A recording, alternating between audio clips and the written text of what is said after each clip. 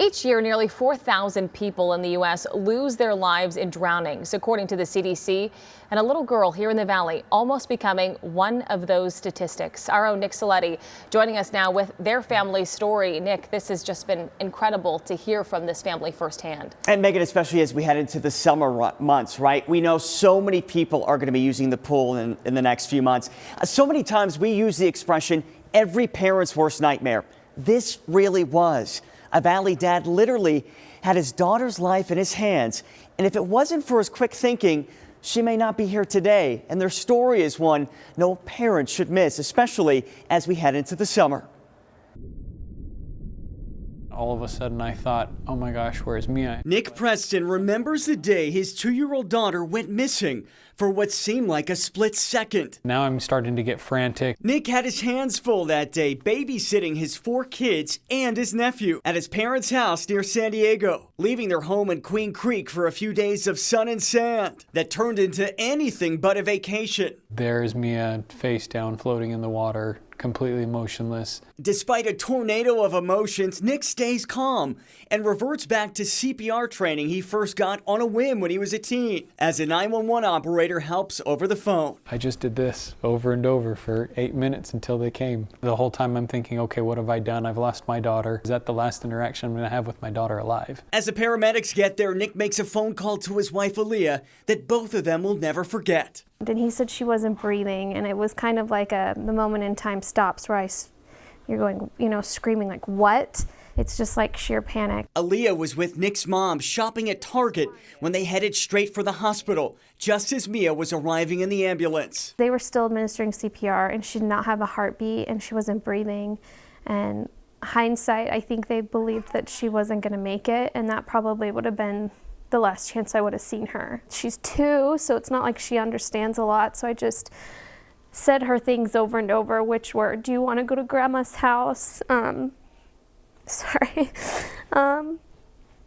you want to go to the car wash, Mia? Do you want to go outside? Do you want to go to the park? The things that she, we say every day, do you want a snack? I just kept saying those over and over and over.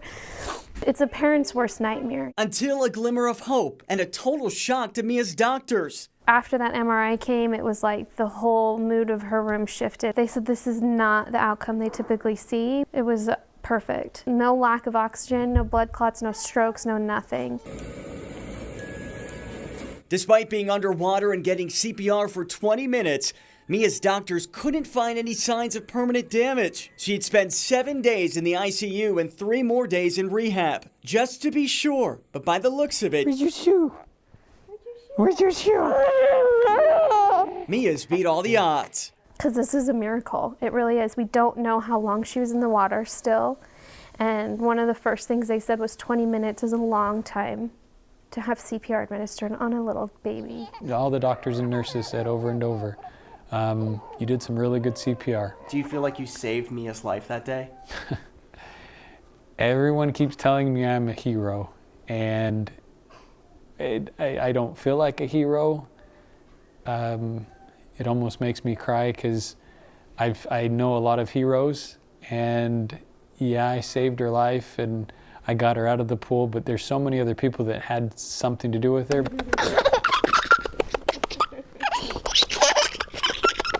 2 months after Mia's brushed with death, she's back at home. Do you hug her a little tighter now?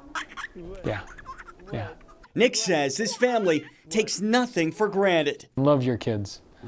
Let them know that you're there, and never pass up the opportunity to give them a hug, and tell them you love them before you get to bed. When she woke up, she fought until she got out of that hospital, and even now that girl is determined to do anything. She is a fighter. You ready to go swim? You gonna swim to the bar? Set, go.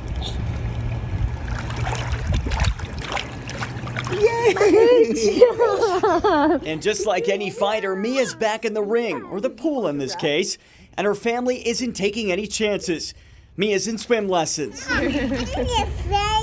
This family turning what could have been a tragedy into a reminder for all of us. When it comes to pool safety, you can't count on one thing. She's my only girl. I have a family of all boys. I never thought I would have a little girl. Every day I look at her and just cannot imagine this world without her. What does Mia do in the water? Float! Yes, good job. You float. Good job. I float. You float. She gives me strength every day, every single day. And I think Leah and Nick are giving so many parents strength right now. I was so honored to be able to tell their story. And when I interviewed them that day, I said, if this just makes one family think twice and take the precautions, you don't know how many lives you could save. So thank you again to the Preston family. Now, Nick tells me at his parents' pool, they do have an alarm on it, but for some reason it wasn't working. The battery might have died, they said. So now they're checking it more frequently.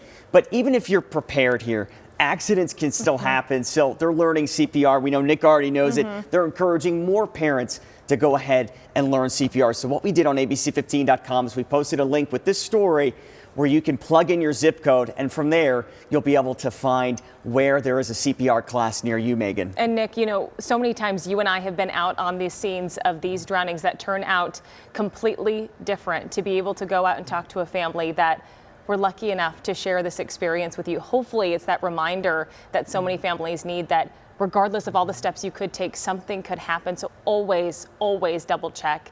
Thank you for bringing that story to us.